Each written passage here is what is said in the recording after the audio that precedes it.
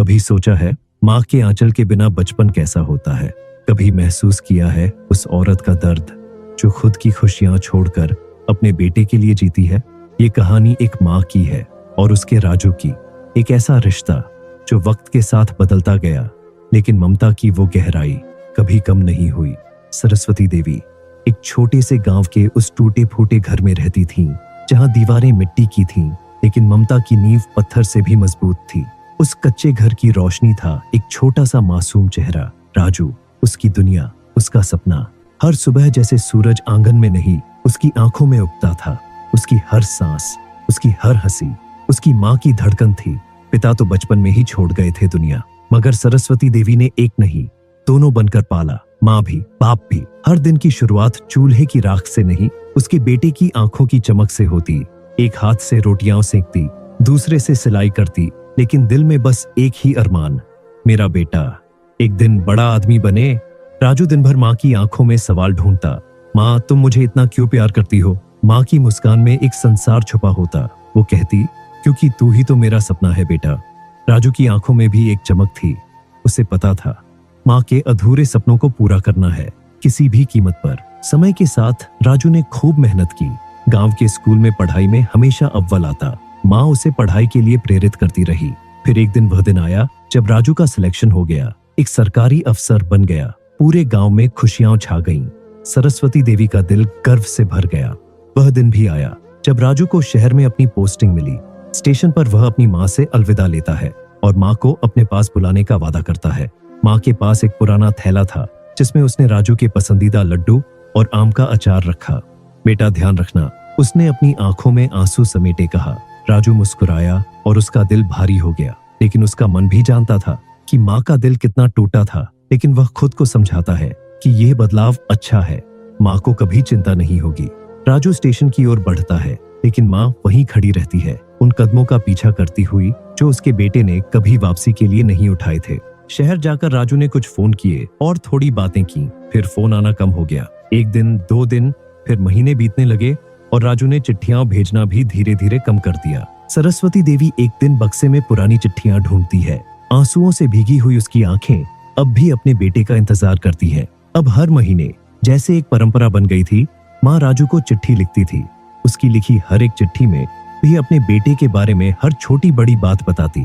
बेटा, आज मंदिर में गई थी, तेरी याद आई। तेरा कमरा अब भी वैसे का वैसा है जैसे छोड़ के गया था। यहाँ सब ठीक है, लेकिन माँ को तेरा बहुत ख्याल आता है। बहुत दिन हो गए, एक बार लौट आना। हर चिट्ठी एक उम्मीद, एक विश्वास थी कि कभी ना कभी राजू जरूर आएगा। लेकिन वह चिट्ठियां कभी पोस्ट नहीं होती थीं। क्यों? क्योंकि माँ को विश्वास था कि वह खुद आएगा। समय के साथ माँ की सेहत खराब होने लगी, आंखें धुंधली होने लगी, शरीर में चुस्ती नहीं रही। लेकिन फिर भी वह रोज घर के आंगन में बैठकर राजू का इंतजार करती। गांव वाले उसे समझाते, बुढ़िया, अब क्या रखा है, अब वो कभी नहीं आएगा। माँ मुस्कुराकर कहती, तुम नहीं समझते, माँ की दुआ कभी खाली नहीं जाती। वो हमेशा अपने बेटे की वापसी की उम्मीद करती रही। गांव की बेरुखी और उपेक्षा के बावजूद वह यकीन करती रही कि एक दिन उसका बेटा वापस लौटेगा। वह अब भी चिट्ठियां लिखती और उन्हें एक बक्से में रख देती। हर चिट्ठी में वह उस सुख संसार का सपना देखती जो कभी उसके बेटे के साथ वह जीना चाहती थी। राजू अब व्यस्त हो गया था। बड़े शहर की जिंदगी ने उसे पूरी तरह घेर लिया था। सरकारी अफसर बनने के बाद उसका रुतबा बढ़ गया था और वह कभी कभी ही माँ को फोन करता। राजू के पास समय नहीं था। बीवी और बच्चों की चिंता, ऑफिस का काम, नजदीकी दोस्त और समाज में अपना नाम बनाना। अब गांव की यादें उसके मन से धुंधली होने लगी। बीवी कहती, अब माँ से क्या लेना देना, तुम तो खुद बड़े आदमी हो गए हो। राजू केवल हाँ में सिर हिलाता और सोचता कि वह माँ को कभी समय देगा। लेकिन माँ का दर्द लगातार बढ़ रहा था। वह अकेली बैठी रहती, चुपचाप अपने बेटे की चिट्ठियां लिखती और बक्से में समेट देती। गांव में एक ठंडी रात आई। बिजली गुल थी और सरस्वती देवी अकेली चूल्हे के पास बैठी थी। उसकी आंखों में आंसू थे और हाथ में एक चिट्ठी थी। वह चिट्ठी राजू के लिए थी, जिसमें वह अपनी पूरी स्थिति को बयां करती। बेटा, अब शायद माँ ज्यादा दिन न रहे, फिर शायद कभी न मिलूं।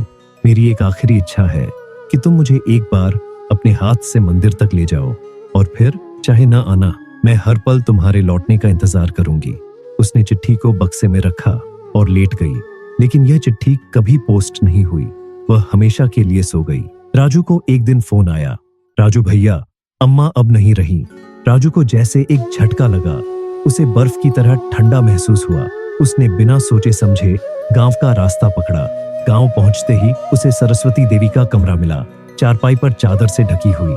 कोने में एक बक्सा पड़ा था। उसने बक्सा खोला, उसमें सैकड़ों चिट्ठियां थीं। हर एक चिट्ठी उस माँ के दिल की पुकार थी जो कभी पोस्ट नहीं हुई थी।